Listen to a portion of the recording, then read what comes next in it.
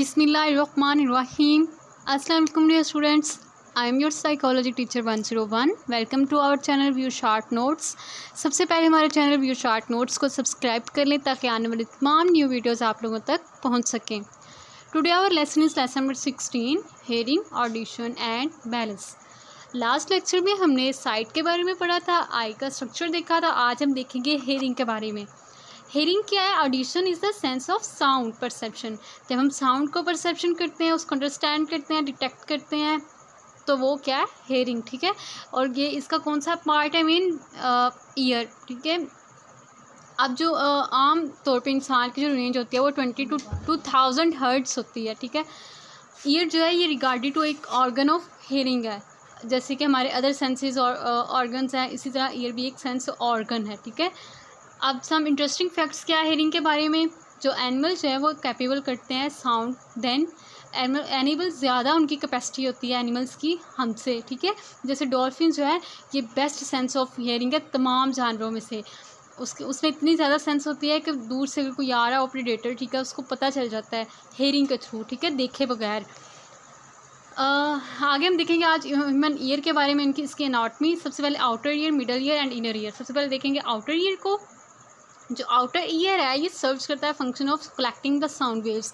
Sound waves को ये collect करता है इन्वायरमेंट से. ठीक है. इंटरनल पोर्शंस के अंदर. आगे ऑडिटरी कैनाल्स इसमें आ जाते हैं. ठीक है. इसमें कुछ ऑर्डिनेट्स आ जाते हैं. और ऑडिटरी कैनाल जो हैं ये साउंड, जब वेव्स हैं वो ऑरिजिनेट करते हैं वाइब्रेटिंग ऑब्जेक्ट के साथ.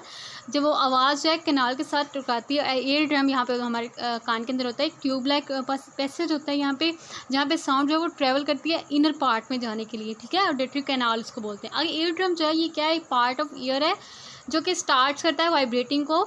मीन्स वाइब्रेटिंग स्टार्ट कर देता है जो साउंड हमारे साथ हमारे कान के अंदर टकराती है, जब हिट करती है. ठीक है.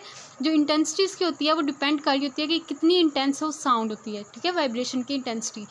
आगे ये इसको भेज देता है मिडल ईयर में. मिडल ईयर क्या करता है? ये एक टिनी सा चैम्बर है. ठीक है. Between ear drum and cochlea. इसमें ये वो क्या करता है? कोकलिया में यहाँ 3 बोन्स होती हैं, एक हैमर, एनविल एंड स्टिरअप. ये 3 बोन्स होती हैं. ये ट्रांसमिट करती हैं वाइब्रेशंस को ओवल विंडो में.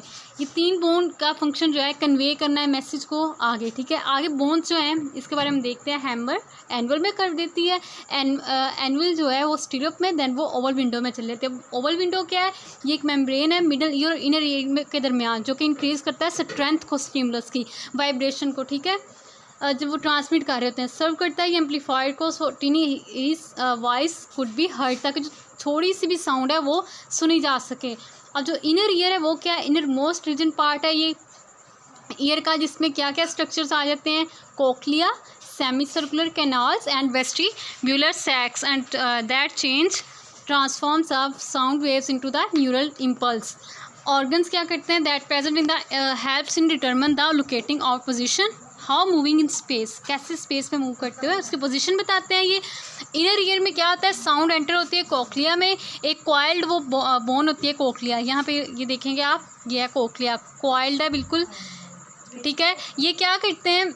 डिटरमिन करते हैं लोकेशन को और पोजीशन को. ठीक है. आगे इनर मोस्ट जो है एंटर करते हैं कोक्लिया में. ये रिसीव करते हैं इन्फॉर्मेशन को, साउंड को, जो कि आगे साउंड वेव्स जो है जब वो ट्रिगरिंग करते हैं, नर्व इम्पल्स को ट्रिगर जब वो कर देते हैं, उसको हम बोलते हैं बेसल मेम्ब्रेन, जो कि इसको ट्रिगर करेगी साउंड को. और बेसल मेम्ब्रेन के अंदर आगे कोक्लिया का स्ट्रक्चर होता है. स्ट्रक्चर जो डिवाइड करता है कोक्लिया को अपर में और लोअर चैम्बर्स में. जो इसके बेसल मेम्ब्रेन्स हैं वो कवर होते हैं surrounded by tiny hairs cells and the bent on the vibration, so the neural message reach the brain without any hindrance difficulty. कोई भी मैसेज जो है वो किसी भी रुकावट के बगैर अंदर चला जाता है. ठीक है. टेम्पोरल लोब्स के ऑडिटरी रीजन में. आगे उसका अदर जो मतलब है वो क्या है? कंडक्शन का. कंडक्शन क्या होती है? Air directly connected with skulls bones, skull bones के साथ वो कनेक्टेड होता है. कोक्लिया क्या है? एबल करता है, ये पिकअप करता है जितनी भी वॉइसेस होती हैं हमारी अपनी वॉइस को, हमारी जितनी भी largely due to bone conduction की वजह से जो वॉइसेस होती हैं.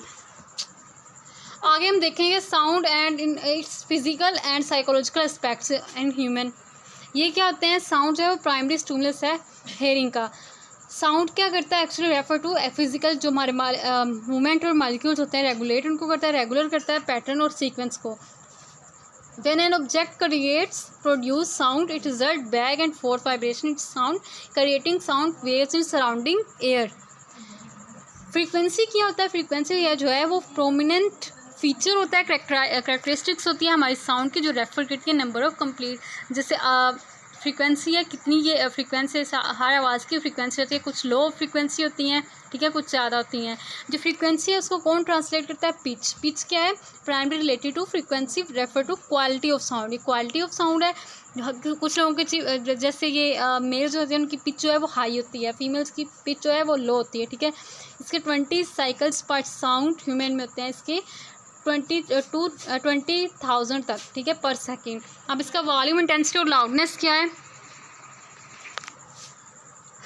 Volume and loudness can be described as strong and weak, determined by the amount of pressure difference between the compressed part of the sound wave component part।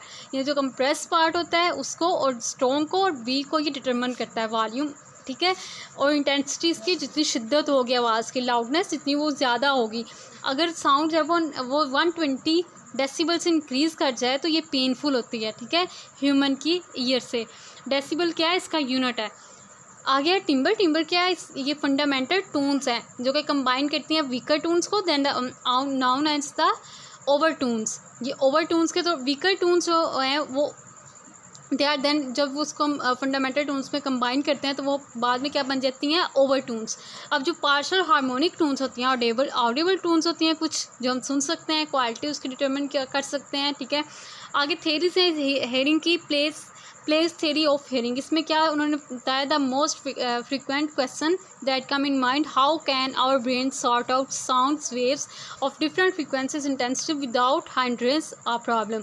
कैसे हम sort out कर सकते हैं साउंड वेव्स को, ये इसमें देखते हैं हम लोग, ठीक है। इस थेरी में due to incomplete explanation auditory phenomena, इस थेरी इसका क्या कॉन्सिक्वेंस था, इसने ऑडिटरी फेनोमेना को एक्सप्लेन नहीं किया था। फ्रीक्वेंसी थेरी आगे आ जाती है। फ्रीक्वेंसी थेरी ऑफ हेयरिंग में क्या था, ये थेरी एक्सप्लेन करती है एंटायर बेसल मेम्ब्रेन को, जितनी भी हमारे अंदर माइक्रोफोन वाइब्रेटिंग रिस्पॉन्स होते हैं, साउंड के एक्टिवेटिंग अकर्स होते हैं, ठीक है, ये तमाम चीज़ों को, ये रिस्पॉन्स को, वाइब्रेशन के रिस्पॉन्स को एक्सप्लेन करती है, ठीक है। इसमें जो भी the theory tends to explain the nerve impulse the region directly connected association of frequency sound they are exposed. उसकी फ्रीक्वेंसी क्या है, ठीक है, क्या कैसे वो नर्व्स हैं वो ट्रिगर करती हैं मैसेज को ब्रेन की तरफ। ये दोनों थेरीज जो हैं बहुत यूज़फुल हैं, ठीक है, हेल्प आउट करती हैं एक्यूरेट डिस्क्रिप्शन को। आगे auditory information processing. After leaving the ear, auditory message is directly transmitted to the auditory cortex of the brain with the complex series of neural interconnections। ये क्या करती है, ऑडिटरी मैसेज को directly transmit कर देते हैं ऑडिटरी कॉर्टेक्स में, ठीक है। ये इसकी थ्योरी के मुताबिक था। अब इसमें क्या था, ऑडिटरी कॉर्टेक्स में उसने एक मैप ऑफ साउंड बताया था, यानी frequencies that furnish our response to the environment stimuli auditory hearing damage. ये डैमेज कर सकते हैं हमारे कान को। अब ये डैमेज जो किस तरह कर होते हैं, ठीक है, ये जब प्रोलॉन्ग्ड एक्सपोजर होता है लाउड आवाज़ का बहुत ज़्यादा प्रोलॉन्ग टाइम के लिए, जब वो स्वेयर हो जाती है हमारे सेंसिटिव रीजन के ऊपर, ठीक है, ओल्ड एज जो लोग होते हैं उनके लिए। और इसके और क्या होते हैं, प्रोलॉन्ग में क्या होता है कि जो स्टिमुलेटिंग डीफनेस इसमें हो जाती है, ठीक है, स्टिमुलेशन डीफनेस मतलब उसको सुनाई नहीं देता, उनका डैमेज जो है वो कर जाता है 1000 to 2000। अब जो स्वेयर है हार्ड लो सेंसिटिव एयर का, वो है the tinnitus refers to ringing in the ears. वो मतलब आवाज़ में इस तरह रिंगिंग की आवाज़ आना शुरू हो जाती है, ठीक है। ब्लॉकेज होता है मसल स्पाम्स का, जिससे उनको ऐसे लगता है जैसे आवाज़ आ रही हो मुसलसल। ओल्ड एज में क्या होता है, उनको भी हेयरिंग कैपेबिलिटी उनकी वीक हो जाती है, उनकी फ्रिक्वेंसी रेंज जो है वो भी वीक हो जाती है। अब टाइप्स क्या है इम्पेयरमेंट की, हेयरिंग इम्पेयरमेंट की 2 टाइप्स हैं। कंडक्शन डीफनेस, इसमें क्या होता है, कंडक्शन डीफनेस में ये होता है कि जो एयर वाइब्रेशन ऑफ कोक्लिया है वो bones middle ear do not function properly. जो मिडल ईयर होता है ना वो प्रॉपरली फंक्शन नहीं कर रहा होता। इसकी क्या ट्रीटमेंट है, माइक्रो सर्जरी के जरिए वो बोन को रिप्लेस कर दिया जाता है।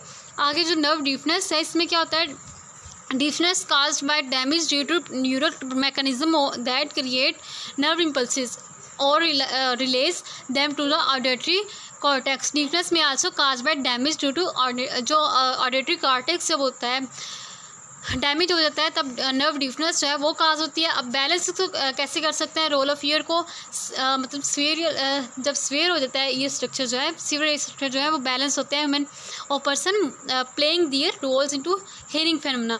पहले 3 ट्यूब्स होती हैं हमारी, ठीक है, और the semi circular canals contain the fluid that moves through the heat moves, ठीक है, जैसे जैसे वो मूव करेंगी हीट भी वो मूव करेगा, ठीक है। द रोटेशनल और एंगुलर मूवमेंट जो है सिग्नल टू द ब्रेन, उनको सिग्नल किया जाता है ब्रेन की तरफ। सेमी सर्कुलर कैनाल क्या करते हैं, वो कंटेन करती हैं कुछ ऑथोलिट्स को, ठीक है, वो टीनी मोशन होती है इनकी सेंसिटिव क्रिस्टल्स की तरफ। वो जो ऑटोलिट्स होते हैं वो कैन सेंस द पुल्स और our body exerted by gravity, हमारी जो बॉडी ग्रेविटी को एक्सर्ट कर रही है वो उसको सेंस कर सकते हैं और हमें एक्सलरेट करते हैं फॉरवर्ड या बैकवर्ड, अप एंड डाउन, ठीक है।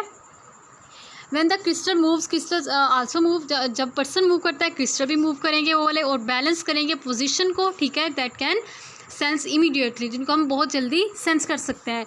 यहाँ तक था हमारा आज का lesson. Thank you so much. अल्लाह हाफिज़।